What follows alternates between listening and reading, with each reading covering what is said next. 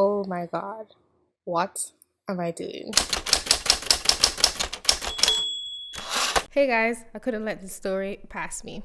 This question was asked by a law professor in New York called Ekow Yankah. Can my children be friends with white people? The answer to that question is no, because white people isn't a person, and friendships are between two people. White people is a collection of personalities and expectations that you have in your mind attached to people who look a certain way. That's dependent on your interactions with white people, whether in person or through the media. That's not necessarily the same for another person. There are a couple things going on in this op-ed. First off, Mr. Ekow Yankah seems to be conflating political opinion with race. He does not seem to want to acknowledge that there were non-white people who voted for Trump. He seems to be very upset at Trump voters and assume that if you vote for Trump, that you are against minorities and for the broken bodies, his words, of his children. This is because he sees Trump as racist. He accepts this as fact, while I am sure he knows there are people who disagree with that statement.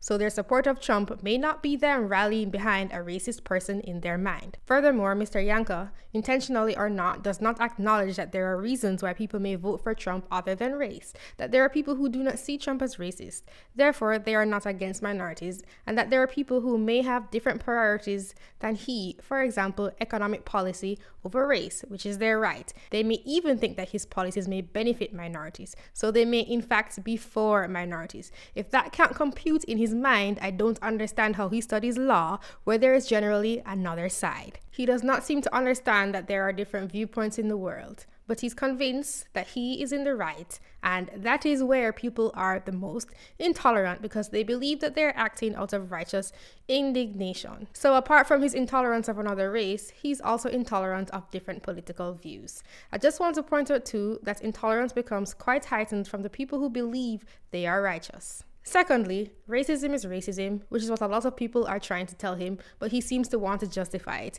and is inherently making the argument that morality can be bent to fit the person. Whether his associations with white people are true or false, that is assuming that they are racist because a lot of them supported Trump, and that's assuming that they are racist until proven innocent.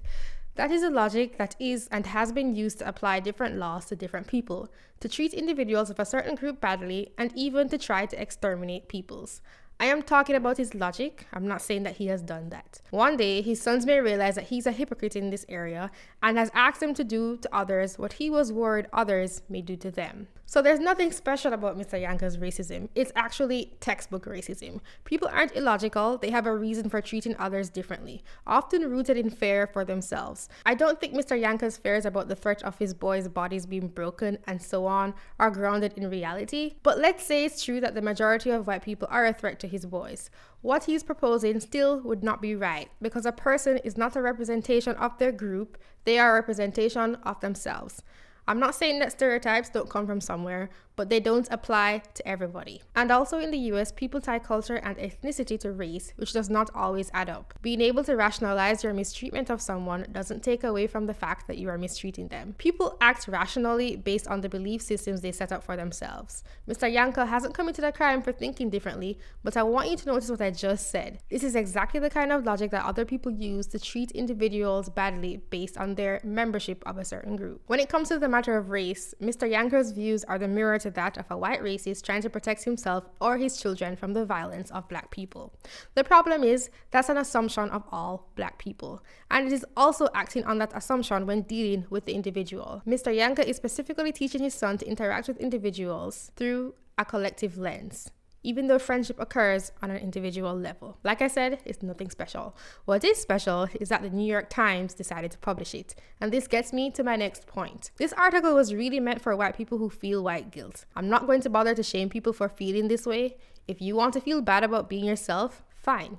I do think that most people do this due to their own self-loathing, probably something that happened in their past that was personal, that they now have a reason to validate, or due to satisfying their ego and wanting to feel good about themselves.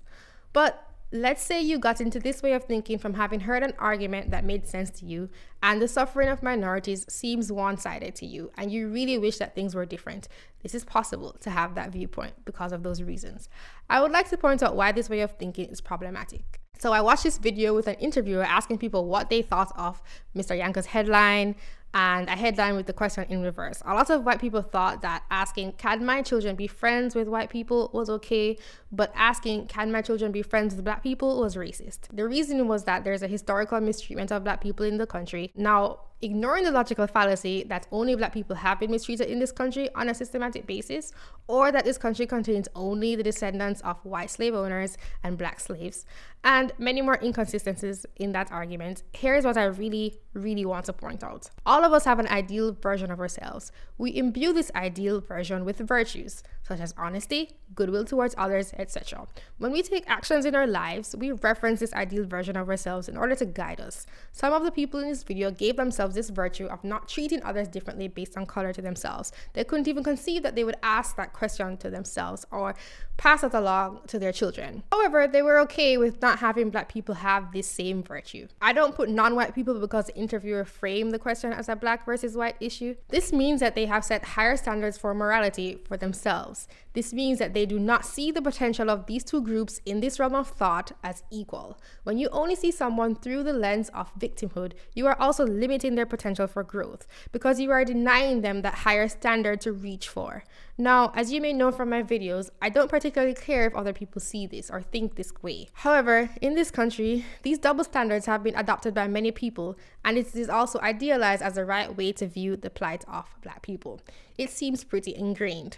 But if people are not given an ideal, they cannot move towards it. And if everyone needs to learn how to not treat people differently based on color, but by an individual's character and actions, then the standard has to apply to everybody. I would like to end my video by asking people to return to seeing the individual as a source of moral responsibility, based on the action of an individual, not the actions of members of that group that the individual belongs to. I've said this a million times.